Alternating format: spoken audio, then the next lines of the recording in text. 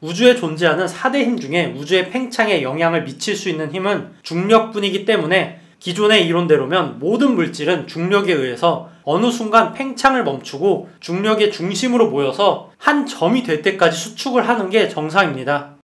하지만 알 수 없는 정체불명의 에너지가 우주에 있는 은하들을 서로 멀어지게 하고 있었던 것이죠.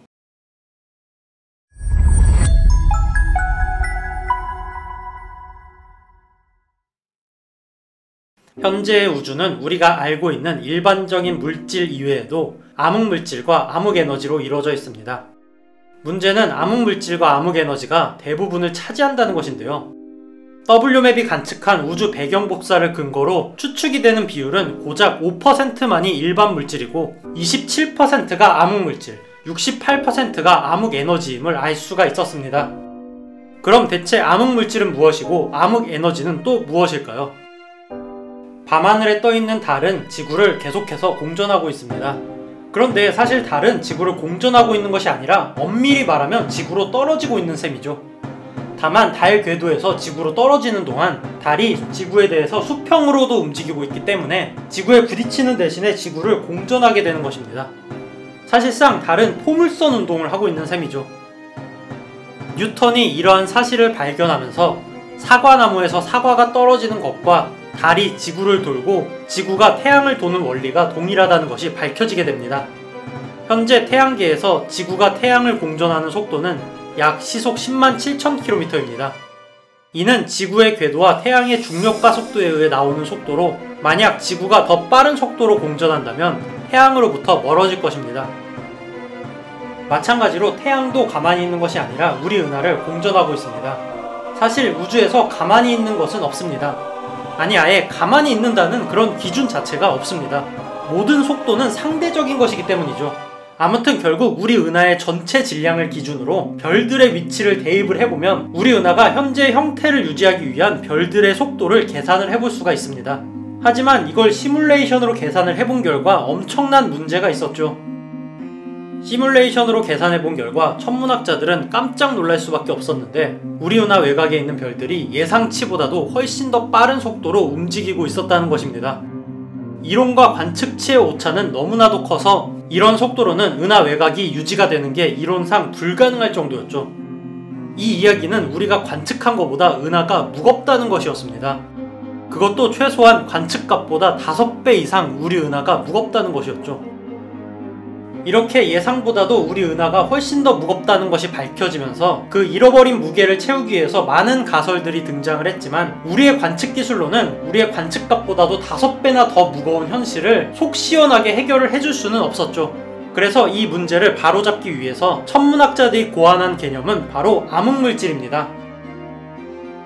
한마디로 은하의 전체 질량이 1인 줄 알고 있었는데 별들의 속도와 궤도를 통해서 계산한 결과는 은하의 전체 질량이 6이라고 하니까 일단 이 오류를 바로잡기 위해서 5라고 하는 암흑물질의 질량을 만든 것입니다. 결국 암흑물질은 아직까지는 존재가 입증된 것은 아니고 수학적으로 존재를 만들어낸 것이라고 볼 수가 있습니다. 이 관측상의 오류만 맞춰지면 되는 것이기 때문이죠. 실제로 현재도 암흑물질이 없다는 걸 입증하기 위해서 수정된 중력이론이 나오는 등 수많은 연구가 있지만 아직은 암흑물질이 존재한다는 가설이 더욱더 신빙성이 있는 상황입니다. 자, 그럼 전체 물질의 5%는 일반 물질이고 27%가 암흑물질이라는 것은 알았는데 그러면 암흑에너지는 또 무엇일까요? 암흑물질은 그나마 약한 상호작용을 하는 입자로 설명을 하거나 관측 기술의 발달로 해결이 될 수가 있지만 암흑에너지는 더 상태가 심각합니다. 왜냐하면 우리 주변에서 볼 수 없는 전혀 다른 에너지이기 때문이죠. 이건 뭐 거의 스타크래프트의 공허의 에너지 수준입니다. 암호는 공허와 하나다. 암흑에너지의 존재 증거는 우주가 팽창하고 있다는 데 있습니다. 허블의 관측 이후 우리 우주는 현재 상태가 유지가 되는 정적인 우주가 아니라 현재 팽창 중이라는 것을 알 수가 있었죠.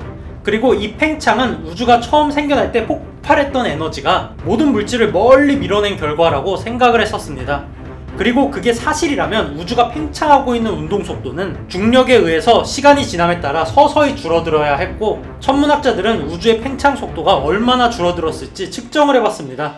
그리고 매우 충격적인 사실을 알게 되었습니다.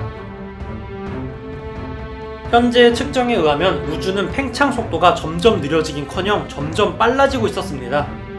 우주에 존재하는 4대 힘 중에 우주의 팽창에 영향을 미칠 수 있는 힘은 중력뿐이기 때문에 기존의 이론대로면 모든 물질은 중력에 의해서 어느 순간 팽창을 멈추고 중력의 중심으로 모여서 한 점이 될 때까지 수축을 하는 게 정상입니다.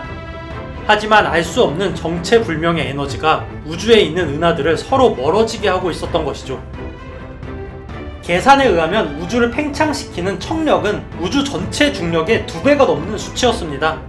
그래서 이를 통해서 물질 플러스 암흑물질과 암흑에너지의 비율이 32대 68이라는 수치가 나온 것이고, 앞서 계산한 물질과 암흑물질의 비율을 넣은 결과 물질 대 암흑물질 대 암흑에너지의 비율은 5대 27대 68이 나오는 것입니다.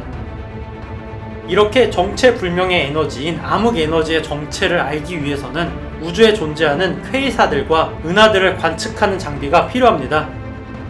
The Dark Energy Spectroscopic Instrument. 일명 대시라고 불리는 이 장비는 5,000개의 작은 로봇 위치 추적기가 광섬유에 연결이 되어 한 번에 수많은 은하와 퀘이사를 관측하기 때문에 우주에 있는 퀘이사들과 은하들의 3차원 지도를 만들 수 있는 거대한 장비인데요. 최근 2019년부터 시작한 암흑에너지 분포 관측 프로젝트가 최근 질병 사태 때문에 중단이 될 위기에 있었습니다. 대시는 동시에 5,000개의 은하나 퀘이사를 분석을 해서 거리를 알아낼 수가 있는 장비로 바로 2015년에 건설이 될 때부터 암흑에너지의 정체를 알려줄 중요한 프로젝트로 주목을 받아왔습니다. 2019년에 첫 관측을 시작했던 이 장치는 최근의 질병 사태로 프로젝트가 중단되었으나 얼마 전 다시 프로젝트 시작이 승인이 되었다고 합니다. 이 프로젝트가 끝나게 되면 무려 3천만 개의 퀘이사와 은하들을 포함한 3차원 우주 지도가 만들어진다라고 하는데, 이는 이제껏 전혀 유례가 없을 정도로 방대한 양의 3D 우주 지도가 완성이 된다는 것입니다. 빨리 진행이 돼서 암흑에너지의 정체가 밝혀졌으면 좋겠네요. 그럴만.